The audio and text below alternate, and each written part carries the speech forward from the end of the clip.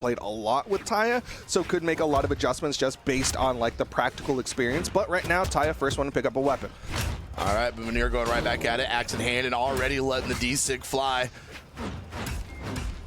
Okay. I always love watching teammates end up having to fight each other in 1v1s because you have that intimate knowledge of how your teammate plays. You know what's in their heads. You know what they're thinking, and being able to have to try and combat that is very interesting to me.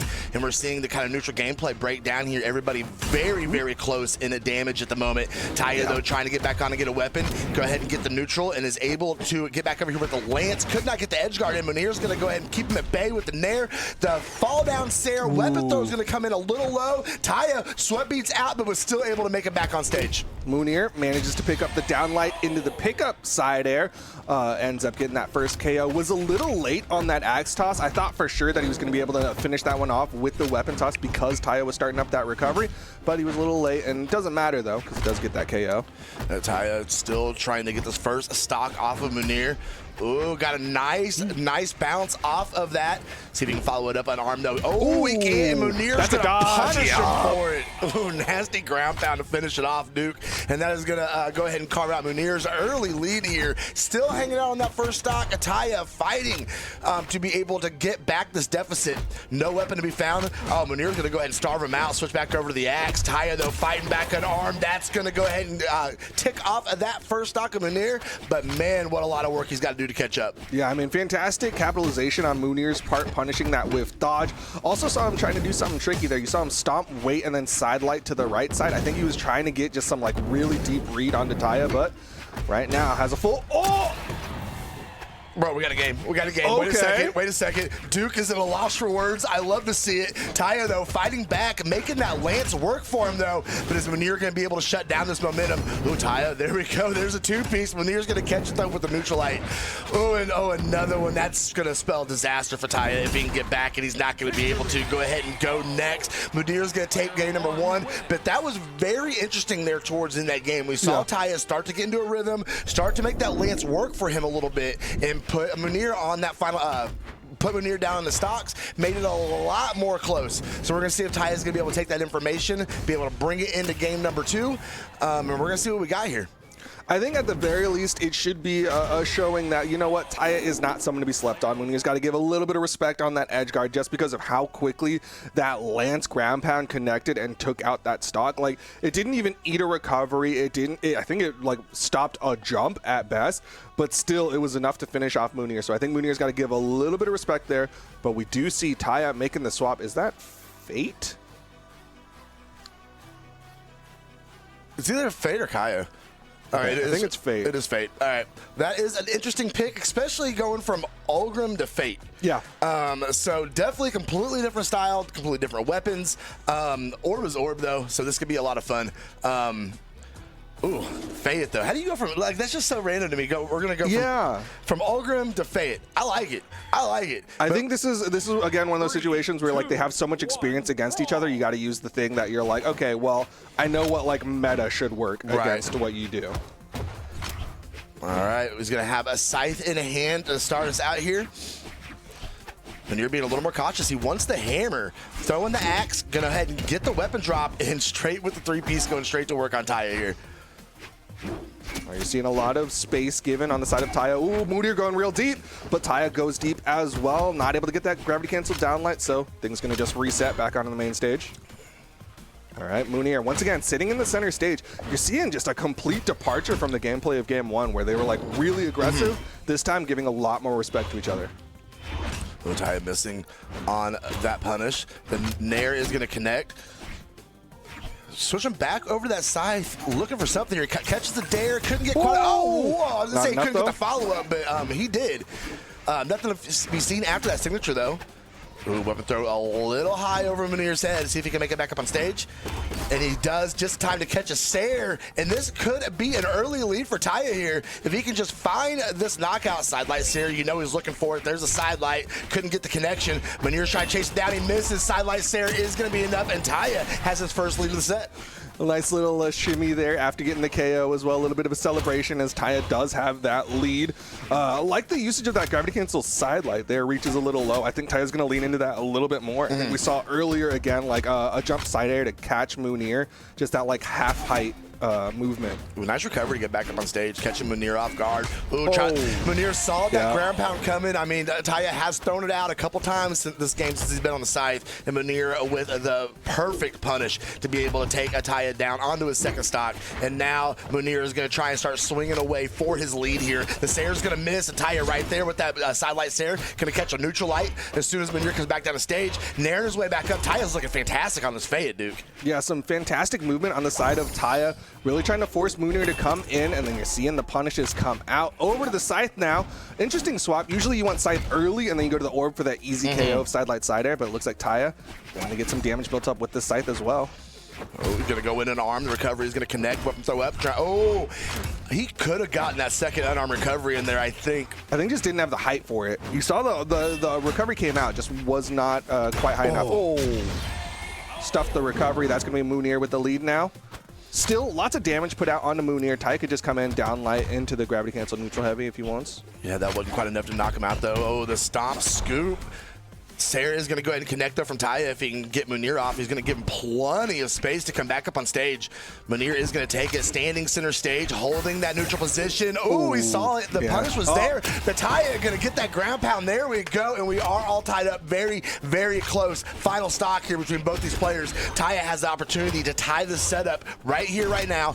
Keep everything even going into game number 3. The side light Sayer, that's going to tack on some more damage, especially when you're looking at the Fayette. She's a very, very strong legend. Okay, nice wake up there on the side of Taya. Immediately side light, side airs Mounir to the other side, two-piece. Oh no. Mounir waiting, hits him with the gravity cancel side light, but not able to get more after it. Still damage starting to add up here. It is, especially with that Teros. Ooh, nice interruption from Taya there. Oh, wait a second, the recovery. Can he finish? Can he continue the string here? Mounir trying to find his way back up on stage. Taya giving him the room to do it. Goes up, bluffs with the recovery. Mounir can't get in. Stomps Sayer. Oh no, that's going to be a very bad position for Taya here. The sweat beats out. Hit him with the Nair. That was an option. Okay, Mounir going to go ahead and carve out. You know, Taya coming out with quite a bit more damage in that game, 573 to the 506, but could not squeeze out a win. And he was in a great position too, Duke. I mean, what kind of happened there? It almost just like fell apart. I feel like that one kind of boiled down to KO options. That's one of the things that like Fate can struggle with. That's what we were talking about with like, oh, usually you build up this damage on the Scythe, but when it comes KO time, you want that orb. Absolutely. Whereas Mounir was really, really efficient at like, okay, you're getting into the red, swap over to the hammer, stomp, side air. If it doesn't immediately KO, guess what? It's in a perfect position to go for a side stomp, another side air, or like the final KO is an air, you know? Absolutely, absolutely. All right, it started at Demon Island, and it could very well end at Demon Island. Taya trying to keep the winner side dreams alive here against number 2 PR in the region. Mounir holding fast onto that Teros. Taya going to go ahead and try the Fayette one more time here in game number 3. I mean, I got to agree, it looked fantastic. The orb work is looking really good to start out game number 3 as well here. Side lights there we go. Great utilization of the range that orb provides, using those down airs, using those side lights. Now over to the Scythe again.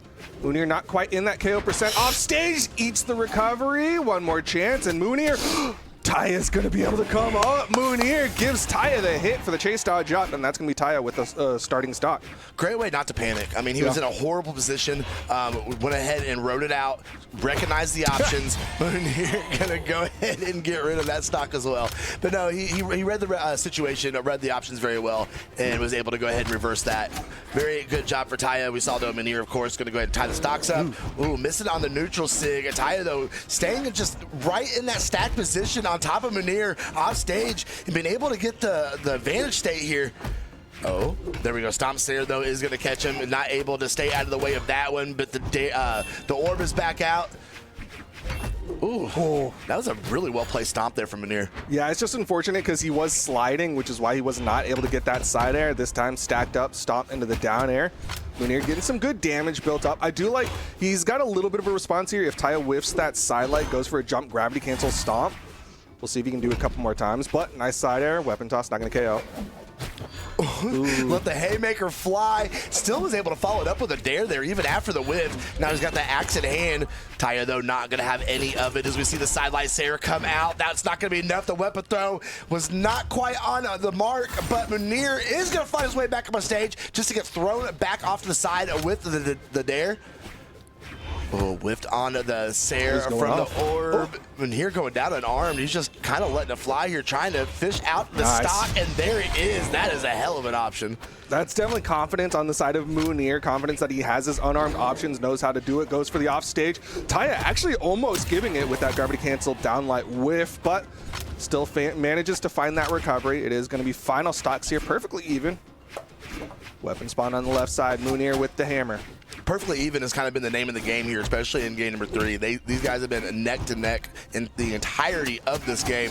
Taya, though, getting a little burst of a string here and continuing, just kind of sending Mounir coast to coast there a little bit onto that side. Another dare is going to send him back off stage. Mounir's trying to catch a landing, and he cannot find it. Taya catching every single thing Mounir's trying to do here, not letting him move. Another dare. Duke, what is happening? Mounir's being dismantled in this final stock right now. He's sweating, and that is gonna do it. Taya with the ground pound was doing a really good job spacing just far enough. Mounir would come in, throw out an attack, and then Taya comes in. And for a moment there, I'm like, you know what? It's Scythe that doesn't have the most like per hit damage, but it still adds up time and time again, getting those single hits, and then sets up for that perfect KO at the end. Mounir couldn't find anything. Yeah. Every time he tried to do anything, Taya Arm was one step ahead of him, was in the perfect position, and just kept tossing him around on that side. We see the final stock right there. Finish it off with yet another ground pound. And Mounir only putting out 429 damage in that game compared to the 510 from Taya. Fantastic showing for both those players in that game, but Taya really tightening it up there at the end of the game, being able to fish out that stock and do it in a great fashion. But here we go, game number 4. Mounir up a 2-1. Taya, great job keeping his winner's side run going here as we go back to Miami Dome. One thing I do want to call out about the end of that last one, guess what? Mounir did 0 damage on the axe for game number 3. So I think Mounir is going to have to tighten up a little bit on that axe, or maybe just lean perfectly into this hammer as we get into this game number 4. Goes for the wake up neutral signature, expecting Taya to come in high, but Taya not going to give it to him. No, he's going to just go hang out on that top platform there. I think Taya is, recognize being able to have that spacing. Nice! Oh my goodness, Mounir is too good on it. Side air, gravity cancel, stomp into a second side air, DI's down, doesn't matter. And that's gonna be the first stock in favor of Mounir. Oh, that was sick, bro. Okay, Mounir gonna go ahead and get his lead going there. The neutral sig the signature is gonna go ahead and miss. Taya is gonna go ahead and punish, and just like that, it is all tied back up. But man, that was a knockout for Mounir. That was cool. Yeah, that was a great response, especially because Taya was feeling confident, was trying to play that edge guard pressure, and Mounir just immediately shuts all that down. Taya gonna give a lot more respect. You're seeing him go extra wide this time, but a downlight into the ground pound. Another one, and Mounir with the full stock lead. Yeah, that's a full stock. Taya's gonna have a very hard time coming back from this one, no matter how good that scythe is on this final stock. It's gonna start out with the orb. But Mounir right there in his face, racking up already pretty good damage against him. He's fishing for it, trying to stay out of the way of that orb. Mounir knows the spacing and knows where he is safe and not safe. A stomp and nair. Okay, the D-light is gonna connect as well. Especially off that Taros, that axe is definitely putting in the damage so far. Okay, a little bit of a sidelight there. You can see Mounir being a little bit more careful about the attacks that he throws out, not wanting to give too many whiff opportunities, and it's the down sig. Mounir cleans it up, 3-1. 528 damage put out on the side of Mounir. He was really just running that one. Yeah, so Taya, 311. Not anything at all coming out off of that 52 damage off the scythe.